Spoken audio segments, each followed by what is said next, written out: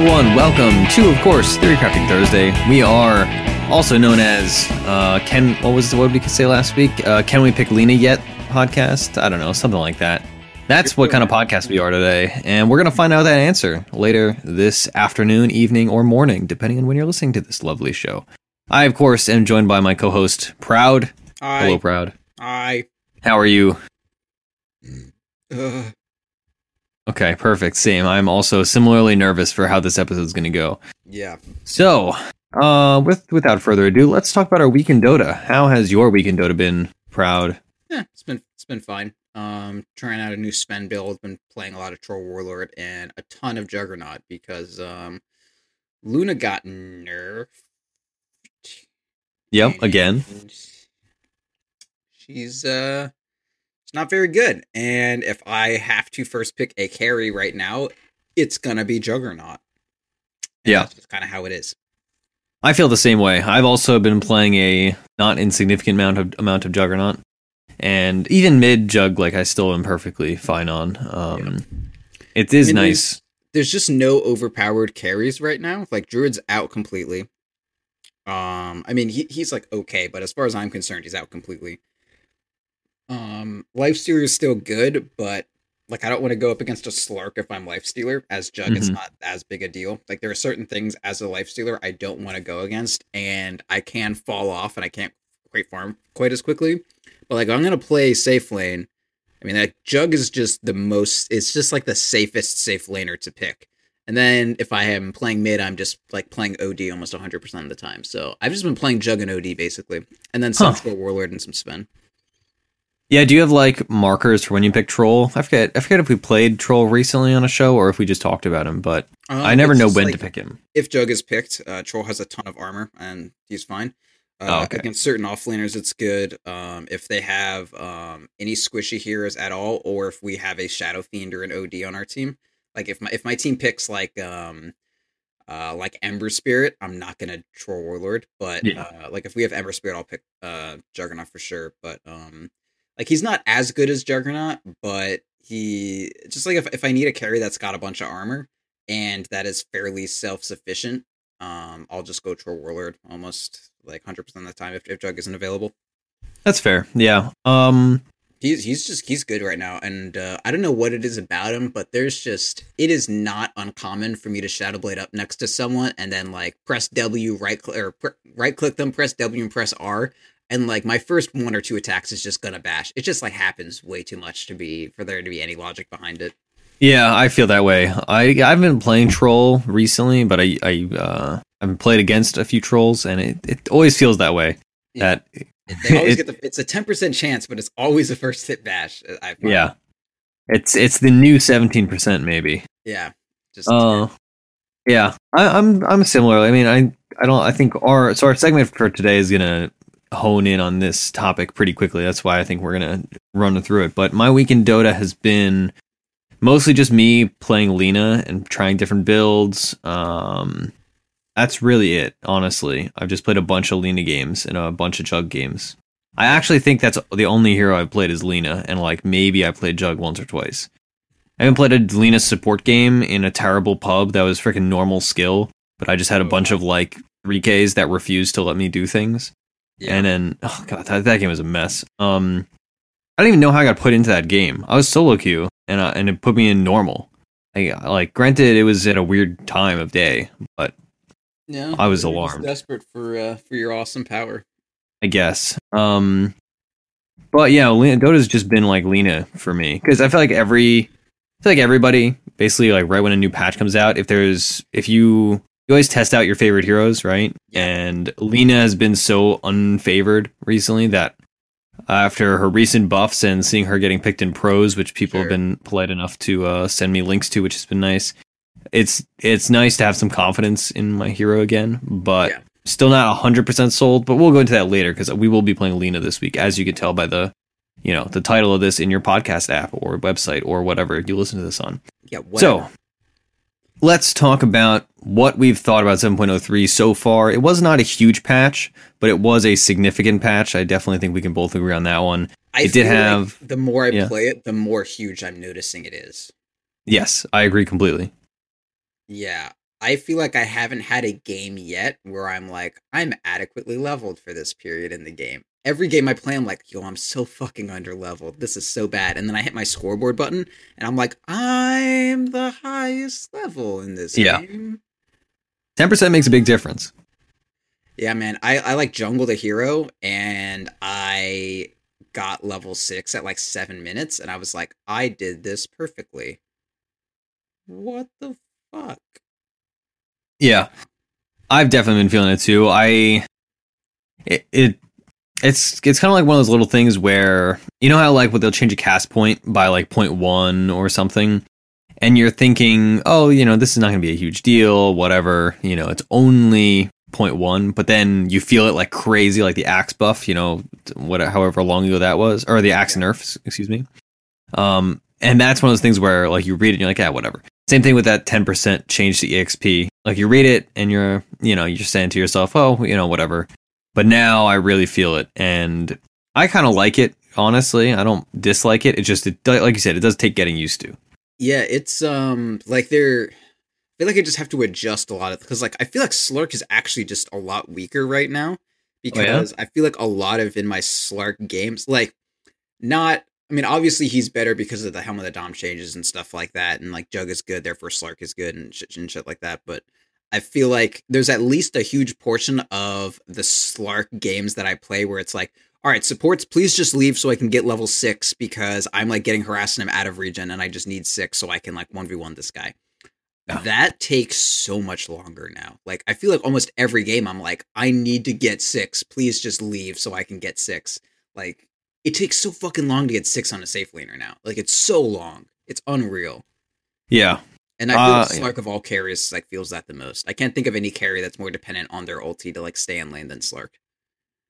Yeah, I mean, definitely Slark. I mean, there are other heroes that their ulti is a bit more important, but Name one. Can you even do it? No. Yeah. I'm just kidding. And I hear that needs his ult more than Slark. Oh boy, you're putting me on the spot here. You can't do it. Lina. There isn't one. Lina, what? No, that's not true. That's not even remotely true. Get out of here. Magnus. What? Invoker. Yep, I got you there. Got me. See, I was right. Anyway, let's move on. We don't need. Yeah, let's move on. So we don't have time for that. Yeah. So what I've thought about 7.03 so far, I feel similarly. I feel like the heroes picked have not changed drastically, but the heroes that were picked very infrequently are now being picked more frequently, and the heroes that were being picked very frequently are now less frequent. I feel like we're gonna start seeing more of something. Like, I don't know what's gonna happen, but like I see a big wave on the horizon, and I'm not sure what made it, but I know something did. You know, like it's like a fucking kaiju movie, and like I heard a deep rumbling in the depths. And like I can see the tsunami coming at me, but I'm just not sure what monstrosity is just taking its first steps behind it. Yeah, you don't know if it's Godzilla or Mothra or any of the other animals from that island. Rodan, whatever, man. Yeah. I mean, I look forward to seeing what epic change to the metagame is going to happen. It's not going to be Spectre, though. I can tell you. I keep wanting to say like it's going to be Spectre, but every time I look at her fucking talents, like, her level 20 and 25 talents are the worst shit that anyone has ever put in this game. Yeah, what are they? 20 strength and 400 health. 400 health is worse than 20 strength. Can we just understand that for a second? Her 25 talent is worse than her level 21. And it's like, it's 20 strength, which is roughly like a, maybe like a 2,200 gold. Like that's 2 ogre clubs, but you know, I'm smashing them together, like 2,200 gold or something like that. 30 attack speed? That's like a little more than half a hyperstone. Yeah. Like, that's not like, that's like you're comparing like an 1,000 gold item versus like 1,000 to it. Like that's not even a choice. You just like get 20 strength as an agi hero. Like, all right, whatever. And then at 25, you can get like a minus 10-second spectral dagger cooldown, which is like cute, but I don't have fucking mana for 160. Like every 6 seconds, I'm dropping 160 mana. You shitting me? No, that's not happening. So I get plus 400 health, and it's like, all right, like 2 of my talents were devoted to just like flat health gain. That's awesome. Really into that one. Yeah, that's weird. That is very weird, actually. I don't think I've played Spectre in all of 7.0, so. Yeah, I've played her once or twice and had her on my team, but it's just like, I don't know. Because like, the thing with Spectre is she's just supposed to get to that point where she like becomes unkillable and she just entropies her way through the entire game. But so many heroes have such good talents that like, you can't just exist anymore. Like that can't be your whole hero. And then at level 20, you still just exist. And at level 25, you still just exist. Like people get things when they level up now, and Spectre just doesn't. Like Spectre, of all heroes that benefited from just gaining +2 stats as they leveled up, I feel like Spectre is like chief among them. And so to replace that with just like, here's 400 health, and then you get fucking like, I don't know, Ember Spirit with like 30% cooldown reduction or some shit, and Spectre's like, I gained 20 strength. Like that's not, you're not Spectre anymore. Like you're just a very large person, and everyone else also is now like very cool. And it's like everyone got some sick ass sunglasses, and Spectre just has like an I'm cool patch. Like actually that doesn't make you cool. You need sunglasses at level 25, and she just doesn't have them. Yeah, that's fair. It is interesting because Spectre is like one of the classic pub heroes. Like right now, she has an overall 58% win rate. Yeah, it's still good. It's just not like meta. It's just not mega good. Yeah, it's not legitimately good. It's just good by virtue of how pub games work. I think that's how I would like, summarize King it. Is kind of rising a little bit, but he's still not good. It's just like sometimes Wraith King's okay. Yeah, I'm always interested in that. Where here, that's not like explicitly a good hero is a good hero in the sense of pub games. Kind of like Slark. People always complain like, oh, Slark's so OP, Slark's so OP.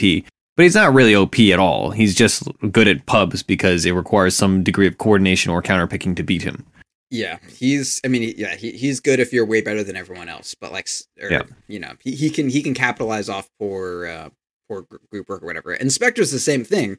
Like Spectre can entropy her way into success, but just not as much anymore. And I don't know. I don't think she's ever been, I don't want to say she's never been weaker, but she's definitely nowhere near as strong as she was even when she's been out of meta. Like she's just not very good.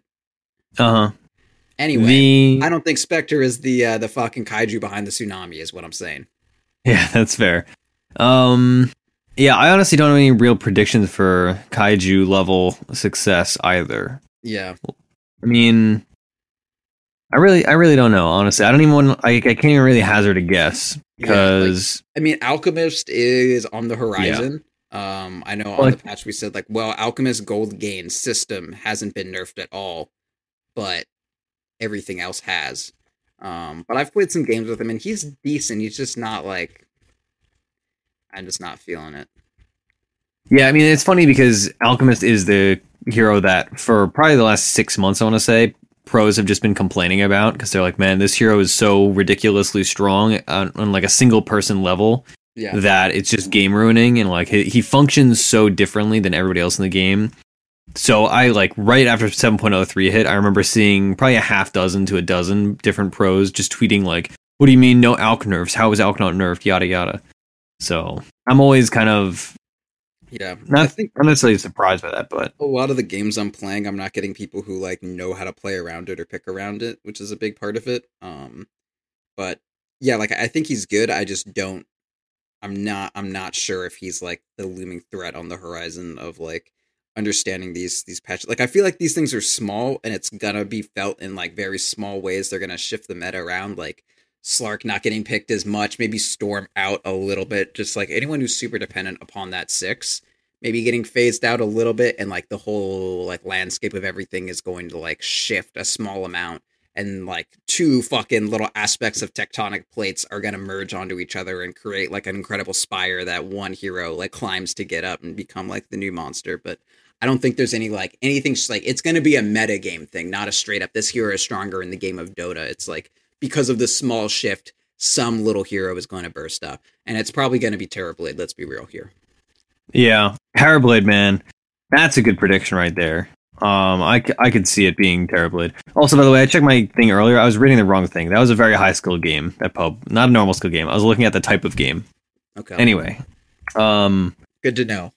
Well, because I was racking my brain. I was just thinking to myself, there's no way that I got placed in a normal skill game. Anyway, Terrorblade, I've seen a lot of Terrorblade performances that have been really commanding. I'm scared that he's going to be the hero. Yeah, I've been doing well on Terrorblade lately. He's actually surprisingly good at 1v1ing. Like if my support leaves my lane and I'm Terrorblade, I'm like not afraid of anything. I'm just like, all right, I'll just be here by myself then. That's fine. I don't mind too much. Like it's whatever. Yeah, I feel you. Okay, let's get into what we're going to do for today's episode.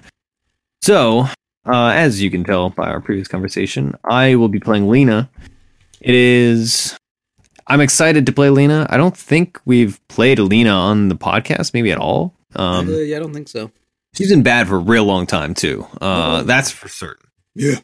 She was real good around TI, and then she got nerfed into the ground, and then she sucked for a really long time. Huh? For one TI, not like... Yeah, for one TI. The last one, like TI 5, she was good. Yeah. So, yeah, sorry, your like distinction just completely threw me off course. So yes, Lina has long been my favorite hero, as is well established. But the thing about it, because I mean, your Invoker was your favorite hero for a long time, but then Lina just straight up took that. Oh, Invoker's a close second, but Lina has better cosmetics and she's more fun. Yeah. So we're trying her out again. I've played, probably like 8 or so games of her since the patch dropped, with a variety of different builds. Actually, yeah. I wanted to make her work, but the thing about it, and I'm sure a lot of people have had similar experiences now that talents are out. Mm-hmm. A lot of times you'll see a change to a talent that's like a level 20 talent, a level 25 talent. You're like, wow, this is a great talent. This is going to make my hero good again. But if your hero sucks for the first like 15 levels, you getting to level 20 and having that great talent is not going to drastically change the game in most circumstances. Yeah. Similarly, you should not be changing your entire build to suit a talent you're only getting at like 50 minutes or whatever. So... I shouldn't play Divine Rapier First Bounty Hunter in preparation of my 1 second Janata cooldown at level 25. Exactly. Yeah, you'd think, but no, that's not what you're supposed to do. I felt like the Battle Fury was really viable again. Yeah, God. I remember all the theory crafting of that right when the patch came out. But so Lina, her big change in 7.03 was her level 25 talent got changed and buffed in a huge way. And she now has the change was what was it? Now she has a talent. Now she has a talent that gives you plus, what is it? I want to check the exact numbers. Plus 40 attack speed and plus 4% movement speed on per fiery soul stack instead of the old one, which was just 1 extra fiery soul stack. Yeah. Which equates to like 120 attack speed and 12% movement speed on an already fast hero. So it's like a 50% increase on what fiery soul does for you. Exactly. Actually, I think it's a little more than that. But it's a little bit less, but nice try. Either way, it's like 205 overall attack speed and like 36%, something like that. Either way, it makes you real fast, and it makes you real move fast also. English language. Fast, dude. So initially I was thinking like, oh boy, well, let's do physical damage builds, but then it turns out it doesn't matter if you have a physical damage build in the early game because your talent doesn't work until level 25. So that was a waste of time. That's and I lost a couple games because of that. Big surprise. But I mean, that's what Theorycrafting, that's what you need to do. And then I tried some old builds, and then I started looking at Pro Dota after some people like Fafnir messaged me about what the Chinese were doing, because they're actually picking a lot more Lina nowadays. People have been talking about they've been playing a lot of Venomancer mid and Lina mid.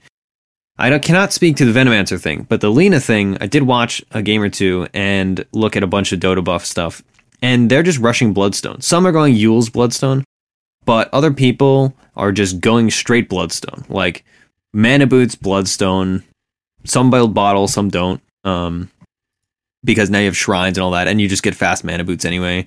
I still like Bottle, because you just spam so much. I think bottle's good. I mean, for the HP regen aspect of it too. Like, if you're ever not at full health on Lina, you're gonna die. Yeah. But there's a few different like small variations. But basically now what people are doing is either Yule's Bloodstone or Bloodstone, and then most people are doing Shadowblade. Honestly, this is the one thing I'm not tied to. I've built Shadowblade in so many of these games. In almost every single game I've played of mid Lina, I played one support Lina game. I've built Shadowblade, and actually usually I end up with the Silver Edge just for the stats because the games go late. Right. But I don't like the Shadowblade thing. Honestly, I get why it works. I get why it's good, especially if you're not building Yules. It's good because the thing about it is that it hides your LSA cast point. Similar to when you have Shadowblade on Legion Commander, it hides your, or like Shadow Fiend's the better example. When you have Shadowblade and Shadow Fiend, your animation for your ult isn't shown when you're channeling it because of the animation. Similarly, Lina, when you're in your LSA, the cast point is what's really obvious and what makes a lot of people dodge it. So if you Yule somebody, you give them and their team time to react to your Yules and your combo and all that. But if you have the Shadowblade, you just do it real quick and you kill somebody in like 3 seconds or whatever. So that's why people are doing it. And I get that in theory, but in practice, man, it works out sometimes, but I just have so many games where like Shadowblade doesn't last long enough and you need to have, like, you need to prep it by getting 3 Fiery Soul stacks and then Shadowblading, so you're moving at 522 or whatever.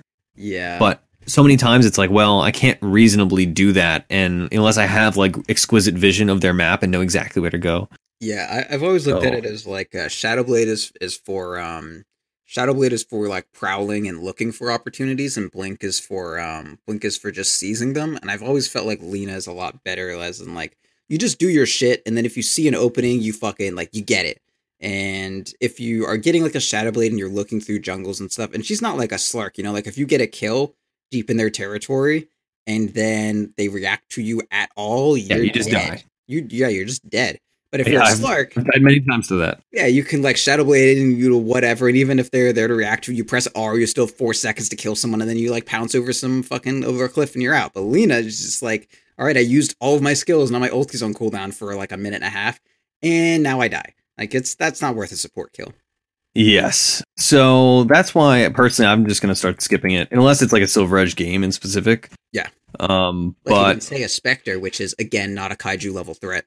Yeah, or like a PA. Yeah. So I don't think it's bad by any means. I think it's just I need to stop doing it just because I see other people do it, basically. Yeah, I can see it like in a pure, I don't know. I was going to say in a solo queue aspect, but I mean, if people are picking it in pros, then that's obviously not the case. But I mean, I don't know. If there definitely needs to be some kind of level of coordination, I think, to get around it, rather than like, I feel like Blink is really good if with just like a bunch of fuck asses running around and it's just like, oh, hey, my friend next to me is engaging for no real reason, but hey, there's a kill there, so I can like blink over and take it.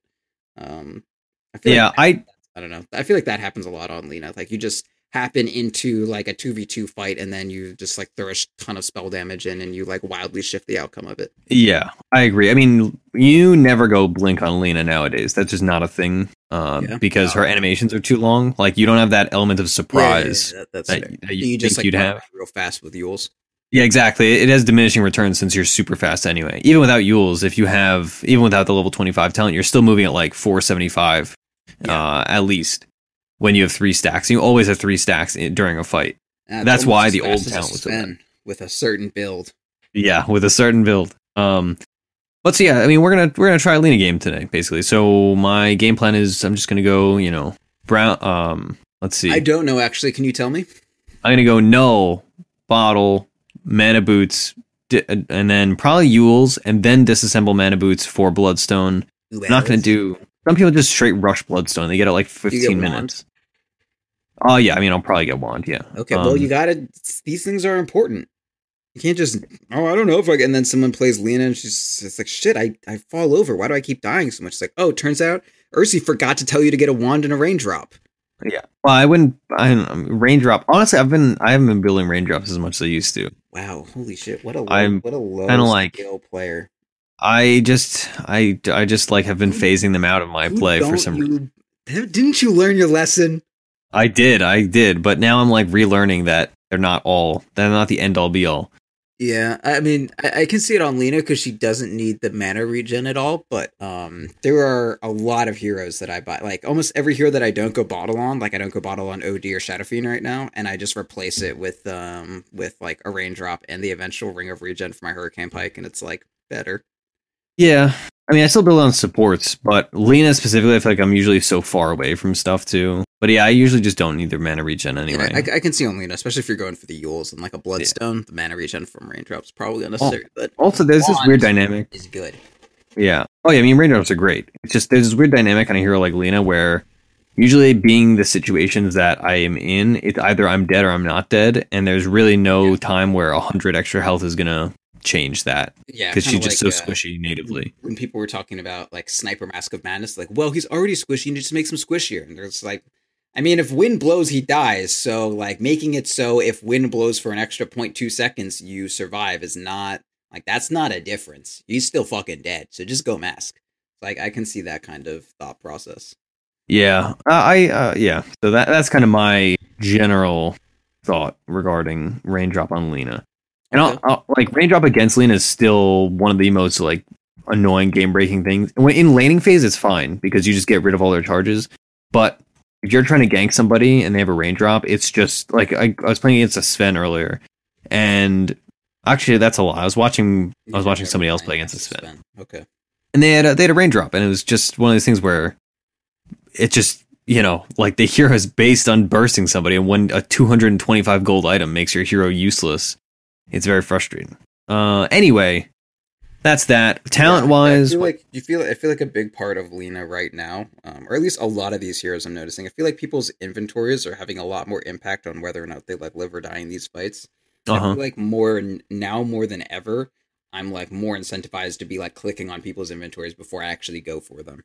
You feel that? Because like I'm checking people's inventories all the fucking time now, and it's like definitely helping a lot on like my kill attempts and shit. Like, absolutely. If their offlaner like has a fucking fairy fire or something, like that changes my life.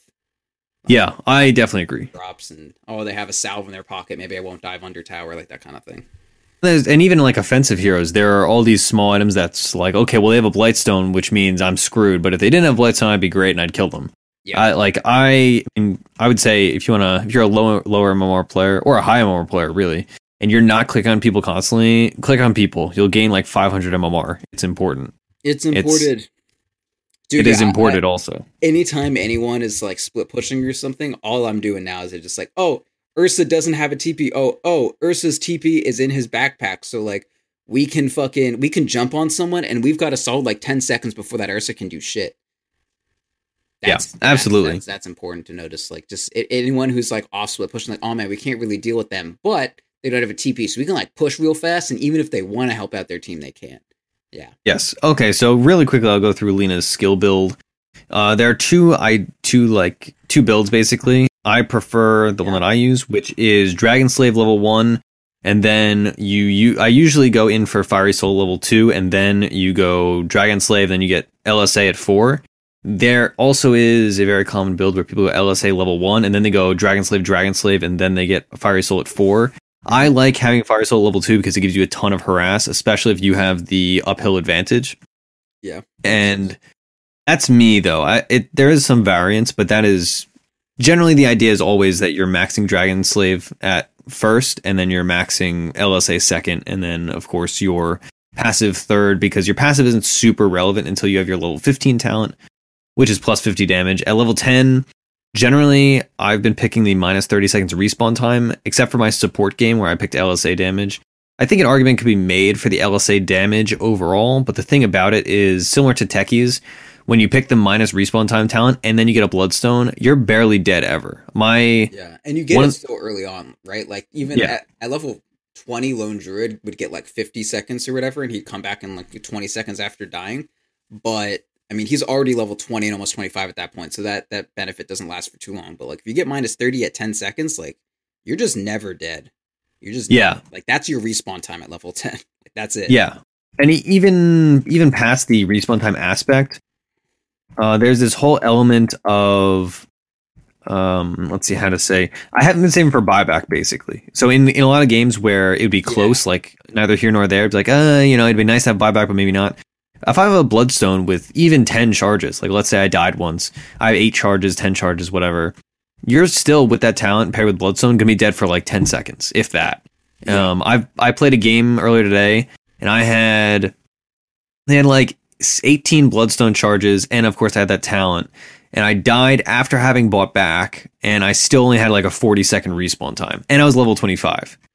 Like that is the most game-changing thing. So I'm totally in on the respawn time talent, except for when I'm supporting. When I'm supporting, I like the LSA talent because that lets you one-shot creep waves and kill kill neutral creep camps in two abilities really fast. So that is effectively a GPM talent in my mind if you are playing support. I mean, on Druid, like, I don't save for buyback until I'm level 25. Like, I just don't. And I have like 2,000 more gold than everyone else on the map because they're saving for buyback and I am not. So yeah, it's like, it's incredible. Like, I skill that up, got an extra 2,000 gold out of nowhere. Pretty fucking good. Exactly. Yeah. And so going to level 15 talent tree, if I'm supporting, I usually pick cast range. And if I am carrying or mid, I will pick the 50 damage. I think the difference I draw here is that when I'm playing a core, I have more heft to myself. I have more stats, so I can actually be a little closer. And if I'm supporting, I want to be farther away. And also, if you're supporting, realistically, you're not going to be building the damage items late game that the core Lina does. Yeah. When you're supporting, you're building glimmer capes and all that crap. But when you're carrying, you end the game with like a Bloodthorn or an MKB, items like these. So you take a huge advantage of the 50 damage. Yeah, for sure. And then at level 20, I usually pick 150 attack range if I'm playing a core and 6% spell amp if I'm playing a support because it's more about just getting your ult out there. And it does equate to a lot of damage, especially as a support if you pick the -4 seconds Dragon Slave cooldown at the end. And if you're a core, I pick +40/4% Fiery Soul per stack. Yeah, that makes sense. So it's like a line is drawn kind of through for every talent. Yeah, and item-wise, I already talked about the beginning, but just to wrap it up before we go into what you're doing today, late game, of course, you go Ags as your first item after Bloodstone, and then late game, I usually build Bloodthorn consistently. Scythe, I feel like I would build otherwise, but Bloodthorn paired with your amazing damage and all your attack speed is probably better in my opinion. And then usually I've been building Silver Edge, but I'll probably replace that with something like a Shiva's this game, or going forward if I was not going to build a Silver Edge, and probably a Scythe if I have room for it too. And of course BKB if you need it. Scotty also is actually pretty legit on Lina. Yeah, I could see Basically, you front load the early and mid game with all these utility and magic items, and then you load in all these physical damage and physical damage items in the late game. So that way you're kind of differentiating between kind of like Ember Spirit again. In the early game, you're doing all this magic damage, then you scale into a mix, and then by the end of the late game, you're just doing pure damage with your ult, and then all your other abilities are just a utility to get you attack speed to do a bunch of physical damage. So yeah, that makes sense. That's that for me. Now, Proud, let's talk about what you're gonna do. All right, so I'm gonna play some kind of carry. I'm not exactly sure what. Probably either Sven or Troll Warlord because those are the most interesting things right now. I could talk a little bit about what I'm doing in terms of Helm of the Dominator being somewhat phased out. On Juggernaut, like I still go Dom sometimes. If it looks like a Maelstrom game or that I'm going to be doing a lot of pushing early, I'll go Helm of the Dom. If it's if it's like a Diffusal game or something like that, or I need to be doing more tankier stuff and more fighting and less pushing, like if it's more of an even game, I'll go my old build of FaZe, Aki, Vanguard, Yasha, Diffusal, Manta, Abyssal Blink. That's probably the main build I've been doing right now. I still really like the Vanguard. It got a little bit nerfed from when I used to be doing this, but it's still good. On Sven, I have this weird new build that I'm probably going to end up talking about in the game. But on Troll Warlord, also I've been playing a lot, and it's a lot more of a, I kind of skill them however I want. I normally am 2-2-2, 2-2-2-1 at 7, and then maybe max Axes, max Berserker's Rage from there, and then last thing I max is Fervor for the most part. And the build there is just like FaZe, Poor Man's Shield, and Quelling Blade in whatever order. Magic Wand, Raindrop, and then I go Shadow Blade, SNY, BKB, either Scotty or MKB after that, and then finish up with a Satanic. And that's pretty rote stuff. Silver Edge also if I need it, but yeah, Troll Warlord's pretty great. Oh yeah, you go casual Morbid Mask. That's like the main item that you get as soon as you start needing some life regen. You get that. So it's normally like I'll have FaZe Wand, Mask, Morbid Mask, and then I go into Shadow Blade and then SNY. And it's super, super solid. You just play like this hardcore assassin early game, and then once you get your SNY up, you're like tanky, and then you can actually like do some real fighting and not just a lot of this like shadowy, split pushy stuff. And after then, you just use your ulti, get in there, BKB after you do your little soft initiation, and then kill everyone, and that's awesome. Yeah, that makes sense. Yeah, so I'm probably gonna end up playing the Sven though. I've been trying a new build on Sven where I'm going S and Y once again. Sven has some attack speed built into him now. So I feel like Echo Saber has been largely bad on Sven for a very long time. His playstyle has changed up significantly. It's no more just farm up a huge stack and then get Daedalus and blink, stun, two-shot their team. That's gone. He has AS built into him at level 20. He has AS built into him when he has Helm of the Dominator. And the more attack speed you have, the less crazy valuable Echo Saber is going to be. So I don't really like that anymore. And the item that everyone was going before Echo Saber was S and Y. And Luna was the preeminent like farmer, like big farming core. Like it used to be Luna and Sven because they both took ancient stacks, and then it just became Luna. And the reason it just became Luna wasn't because she's good at farming ancient stacks and Sven's just gone. It's because Luna is fast. There's more camps to cover now, but they respawn less often. So an immobile farmer like Sven, not nearly as good as a very fast farmer like Luna. So by going a build like Phase Boots and getting S and Y, and that combined with Warcry and using the Helm of the Dominator to get the Kobold, the move speed creep, you end up with like a 500 move speed Sven, like running across every camp and farming at an absurd pace. And S and Y is actually just a really good Sven item. It gives him that kind of that grip to hold on to people. It's got like a mini kind of Scotty effect to it, so you don't get that Sven problem where you like blink in, stun, hit them once, and they just walk away from you. You actually can just hold on to people for a very long time with the S and Y combined with your move speed. And you get the Phase Boots early on, so you can actually harass the offlaner that's against you. You can be a lot more self-sufficient. You can poke super, super hard. You can run away from towers after people TP on you. It's honestly very good.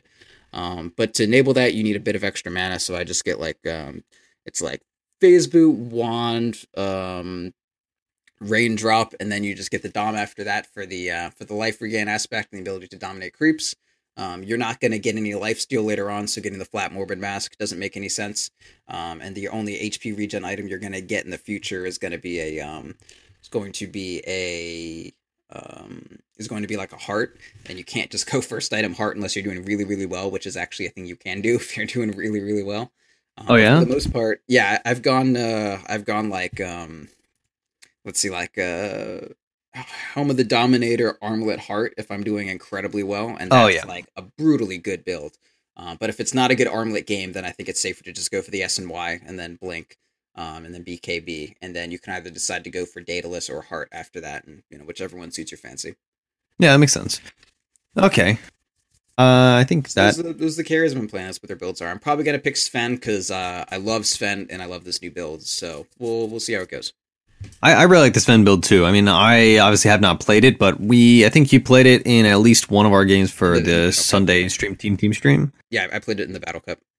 Yeah, that's what it was for the 6-hour stream, and I really like it. I'm a fan of all the old school race car builds, so it's nice to see those new race car builds coming out. I mean, that's what it is. Like that's how you farm now, by being a fast hero. Like Luna is good. Luna was a good farmer because she was fast. That's all there is to it. And Sven has the same tools to be that hero. You just have to build it differently. You just have to, hey, it turns out if I get a Yasha on Sven, that's also going to happen. So it's pretty good. Like it a lot.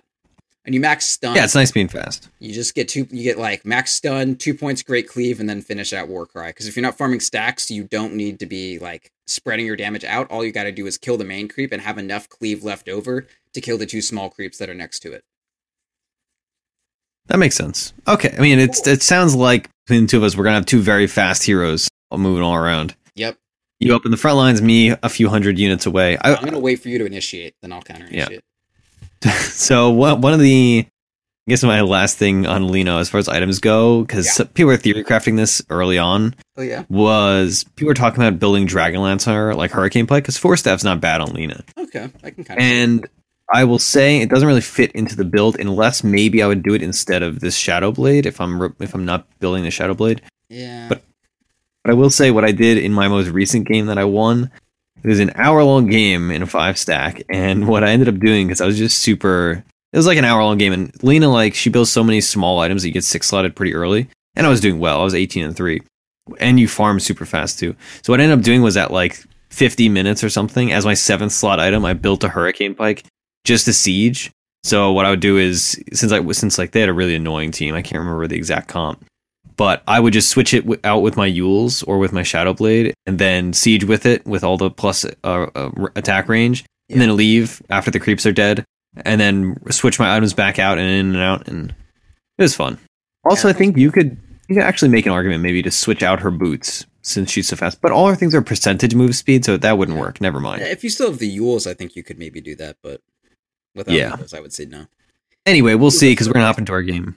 Is okay, but I mean, you have travels, right? Like you need the aspect of them too. Anyway, so we're gonna hop into our game. Of course, our VODs will be on youtube.com/.ptv1, and that's it. So we're gonna do that now, and hopefully we'll see you on the other side. Yeah, or maybe we won't. Who knows?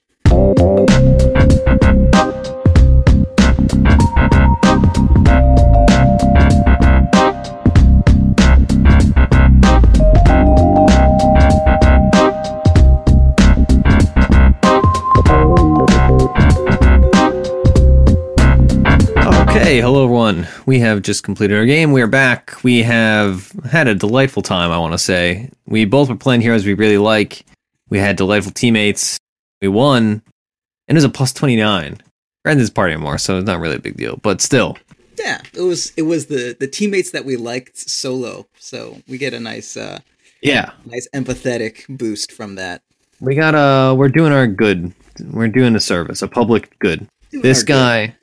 So like we said earlier, we did end up playing Lina mid, Sven carry. We had the other 3 people were solo, so we had a 4500 guy named Ben, very simply Ben, who played Monkey King roaming 4. That was amazing. He's like, I want to host a podcast with him. That's how good he was. Like, he could be our third. Yeah, he was good. Or he could just replace either of us. He was a nice guy. It was great.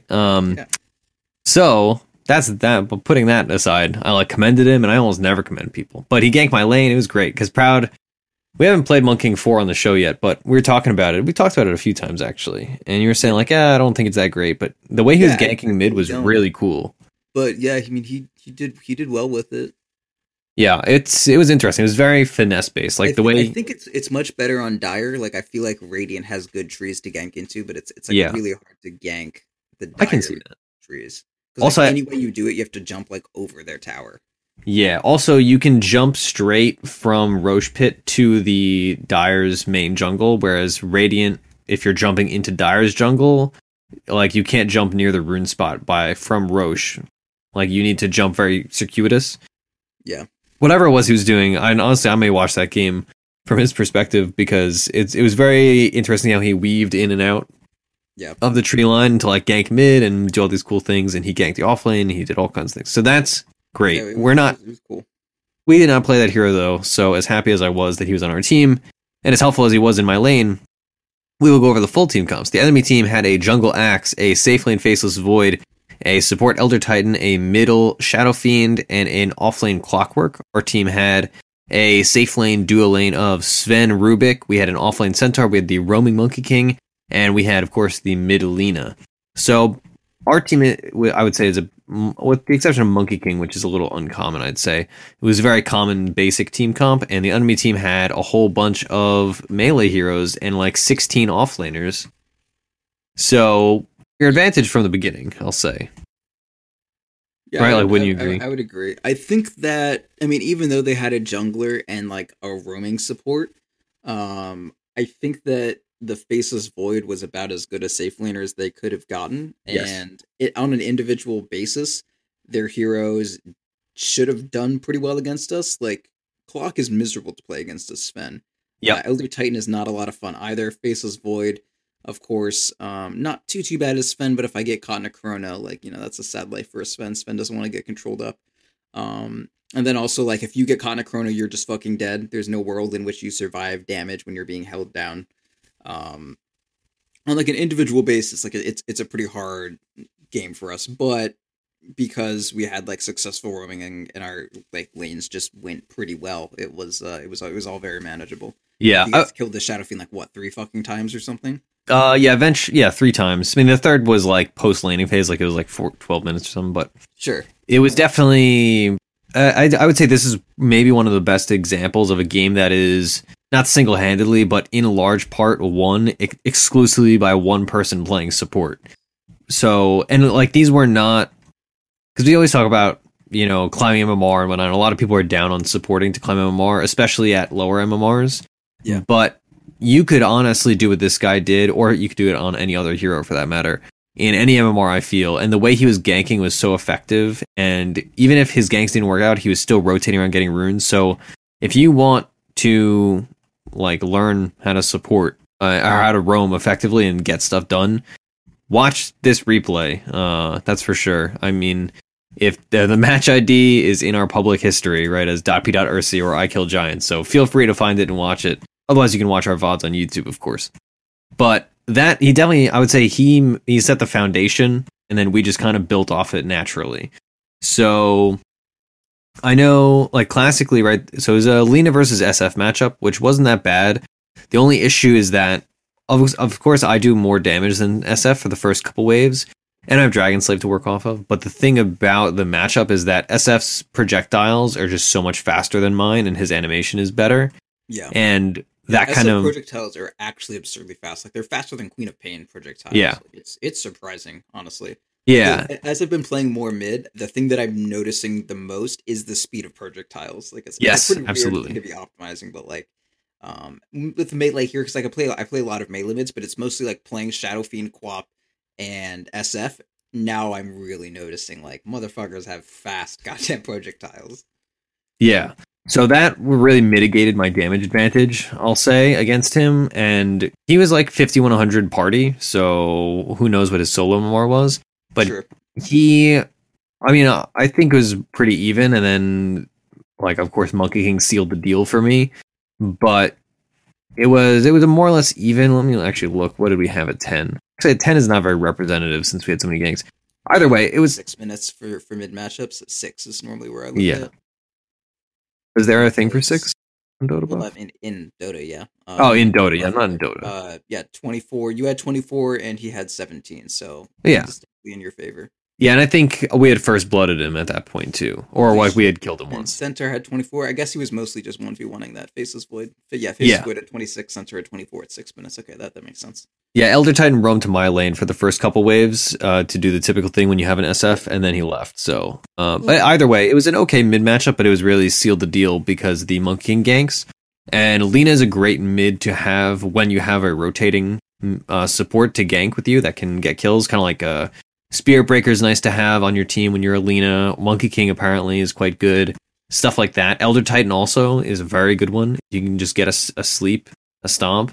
You can pretty handily kill people. So that was a delight to play with, and that really sealed that really helped me out. I didn't get to just free farm or anything. I still had, let's see, I had Null Bottle Mana Boots Duels at 13 minutes, which is decent. I mean, good. You get it at 11. But it's still decent, I would say. I'm more than happy with that. And then I had Bloodstone by 20. And by like, I would say, by like 25 minutes, the game, well, I mean, even by 20 minutes, maybe not 20, but even by like 25 minutes, the game was pretty over, I would say. Like, it was a quick game. It was only 32 minutes total. Yeah, 25 minutes is about when I got my blink. And as soon as I got my blink, that was like, we had the big fights that ended the game.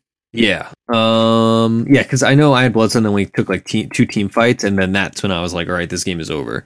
And then I ended up building Hurricane Pike and Aghanims, not in that order. I built BOT and then Aghanims and then Hurricane Pike. Uh-huh.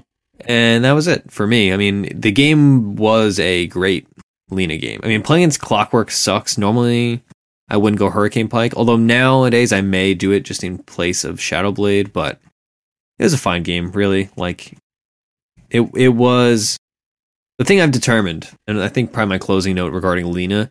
But the thing I've determined is that Lina is definitely one of those heroes where you need to have a good lane and a good mid game, and then you can do well. But she does not come back. It's like if you're behind, like if you lose your lane, and then you don't get like mid game success, you die early in fights, you misplay. You're screwed. Like, you're going to be irrelevant. Like, you're going to throw maybe one Ag's ult to fight, if that. Yeah. So you really need to excel and do above and beyond. Otherwise, you're just going to fade into irrelevancy, especially regarding her physical damage. Like, her physical damage has very weird peaks and valleys, and until you have your Bloodthorn, like right when you get your maxed passive and your 50 damage talent at 16, you deal significant damage. And then you have a long period of time, like probably a few minutes after that, where your damage is not great at all unless you're trying to kill a support. And then you get like your Bloodthorn and your Scythe, or your Bloodthorn and whatever other items, and then your damage is great again. So you really need to play around those peaks and valleys. And that's why I like playing it with a hero like Sven, because you compensate for my weaknesses, and that you're tanky, you frontline, you're far away from me, so they have to focus one of us or the other. Yeah, and they have to control me, and then if they try to walk past me, then I just cleave them all down. Like, exactly. It's definitely a really good core duo. Yeah, It reminds me so a bit of Sven plus Invoker of like days past. Yeah.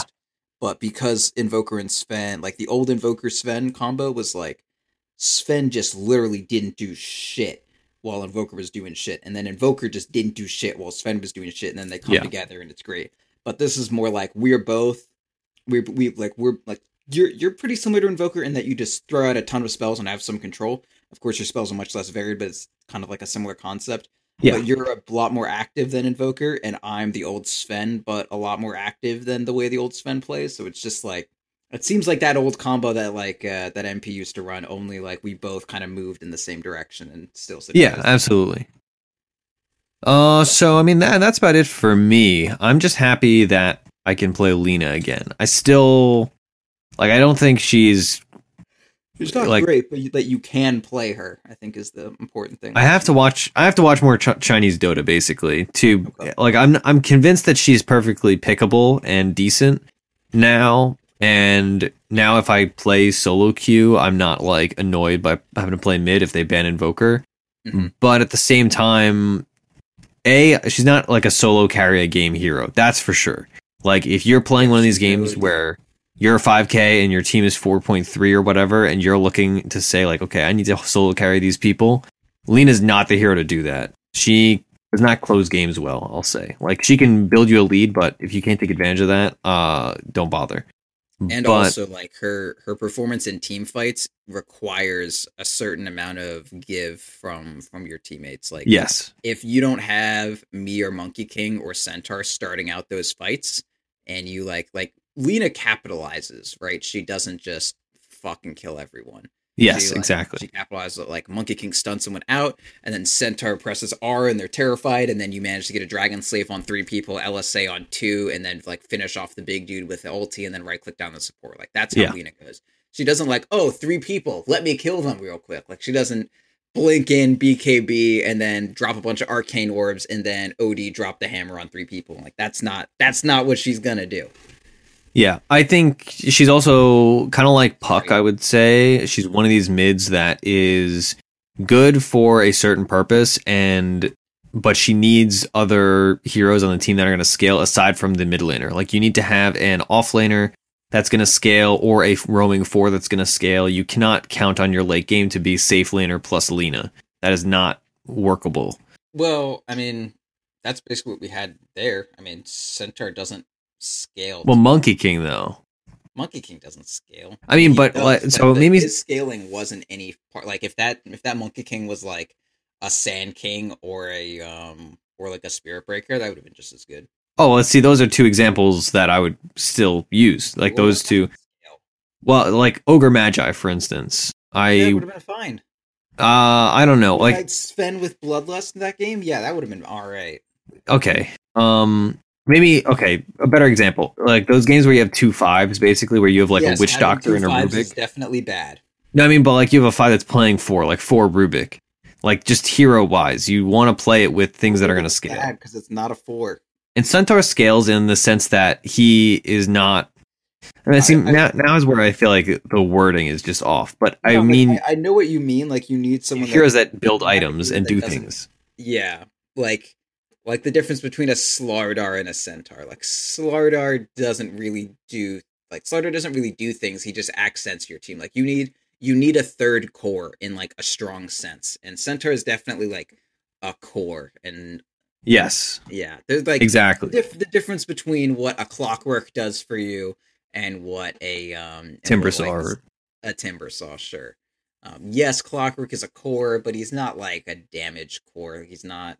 Yeah, you need like Yeah. there's like accent and like I don't really know how to say it, but like There's heroes that are their own hero, and there's heroes that do things.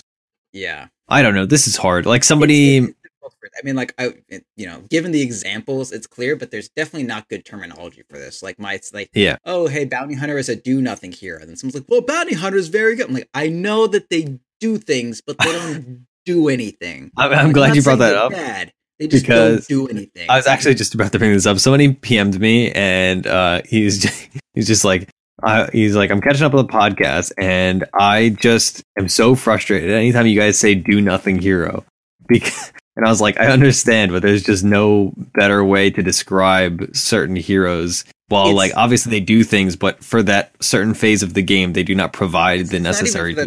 I'm just saying, like, there are certain roles that every team needs to fill.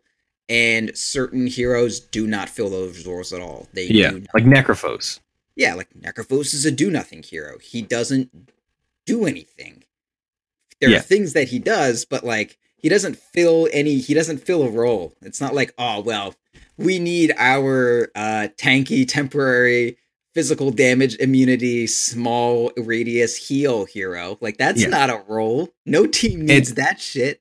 It's nice to have and it's really good. But, like, it's not a necessary part of every Dota 2 team. If you pick that, you need to get your necessary aspects from other places. Yeah, it doesn't fit the strategic necessities that a team needs in a more rigid sense, right? It does not provide team fight. It does not provide skirmish stun. It does not provide initiation. It does not provide carry.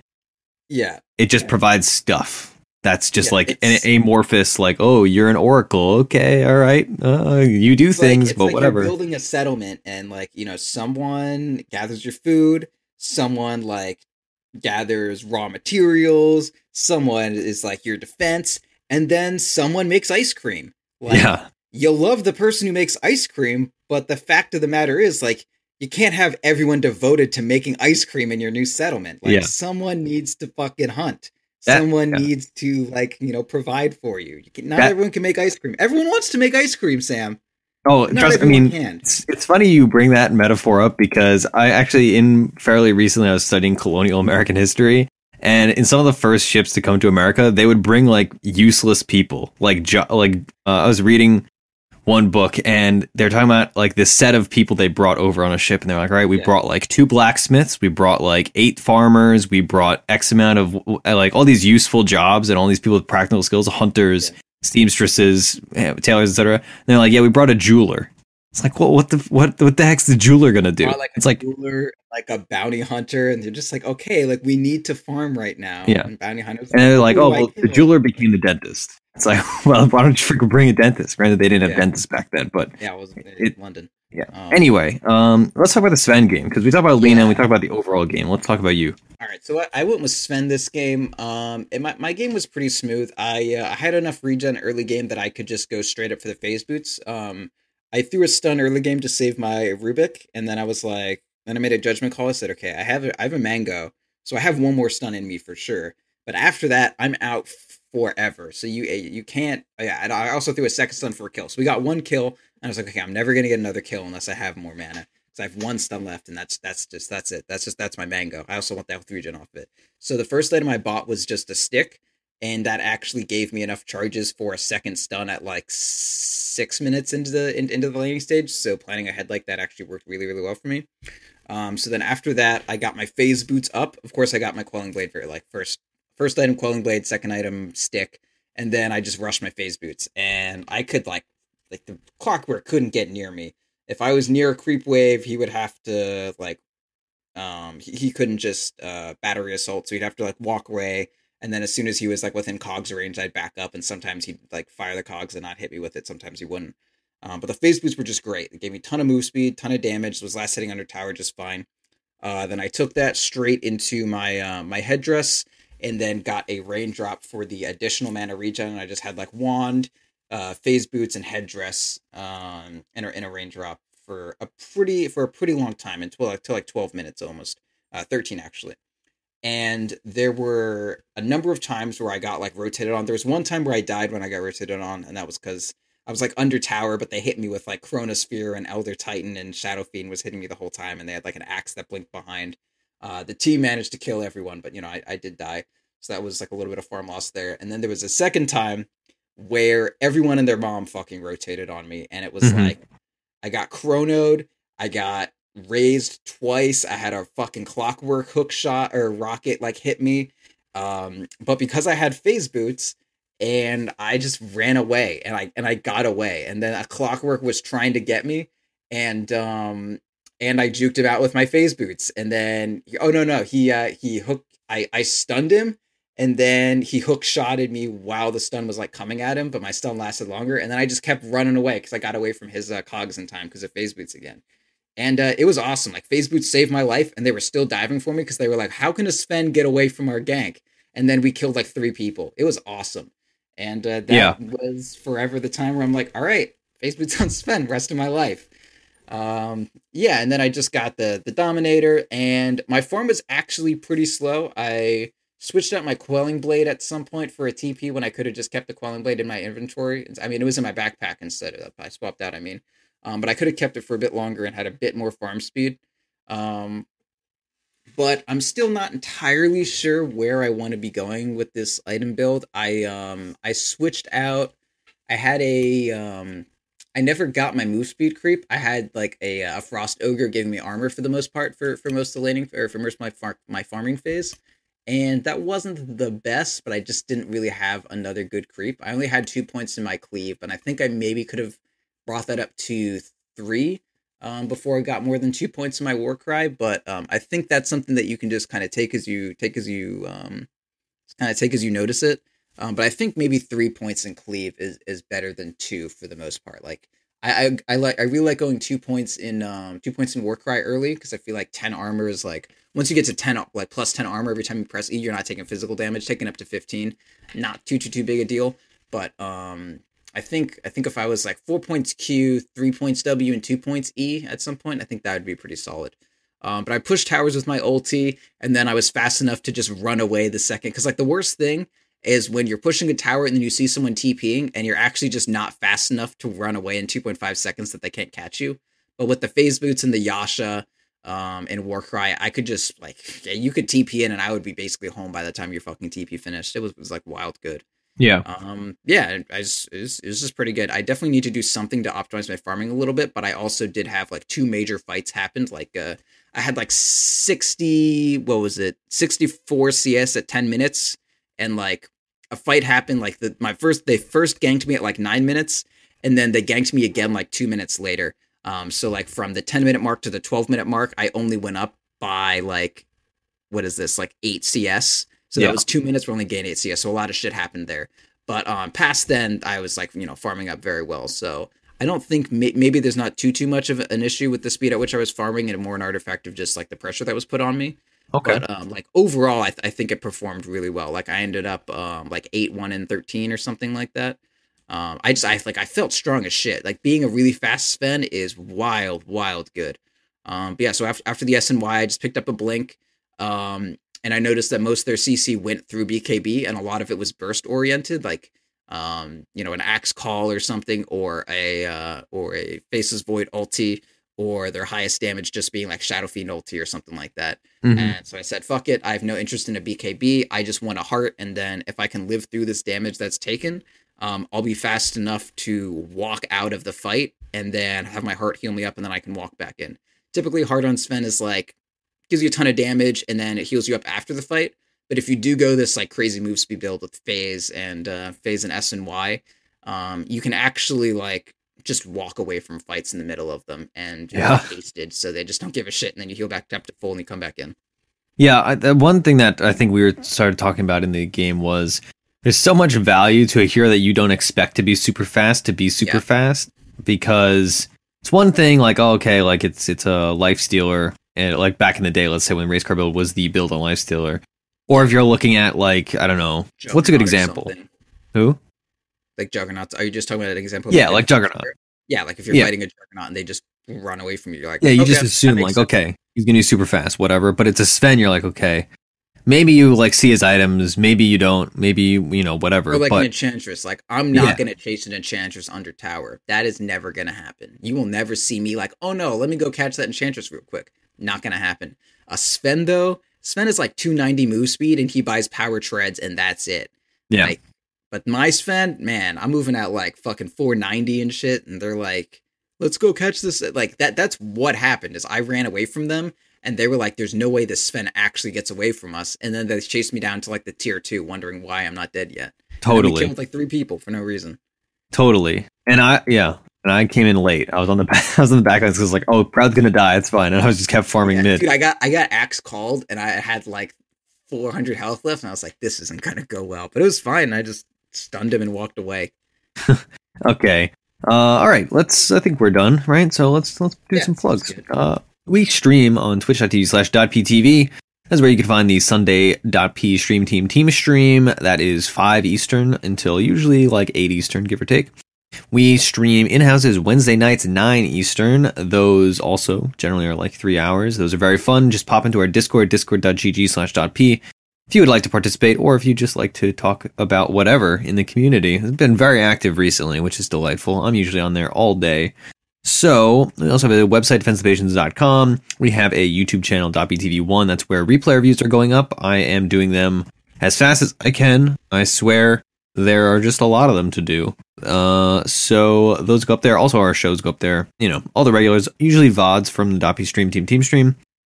You can support us on Patreon, patreon.com/defenseofthepatients. We greatly appreciate your support. And you can email us questions for the Tuesday Q&A. That is email defenseofthepatients@gmail.com. And you can also give us iTunes reviews.